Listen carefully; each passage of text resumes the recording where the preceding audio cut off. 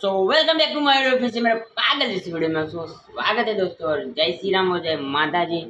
और आज इस वीडियो में कहने वाला हूँ हमारे घर में कितने मेंबर हैं और क्या क्या करते हैं, तो आपको चलो बताने वाला हूँ। और मेरा नाम है रौनक, आप सबको मालूम होगा। मैं 12 पास हूँ, अभी मैं कुछ नहीं करता, वीडियो बनाता हूँ। और ये हमारी बा, इनका नाम है नंदू बेन। वो अभी बा देख रही है टीवी, देख सकते हो, बाहर सीरियल देखते हैं। और हमारे घर में 6 मेंबर, जैसे कि मैं, बा, खुशी, पापा, मम्मी और जतिन, हम 6 लोग हैं।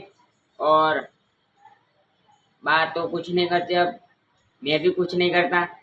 पापा पापा के सब्जी की लारी, और खुशी पढ़ती है 7वीं स्टैंडर्ड में, जतिन पढ़ता है 11th स्टैंडर्ड में। और मम्मी हाउसवाइफ है और साथ में लारी भी जाती है। और बाकी उम्र है 70, मेरी है 18, खुशी की है 13, जतिन की है समथिंग 16, पापा की है 40 और मम्मी की 36।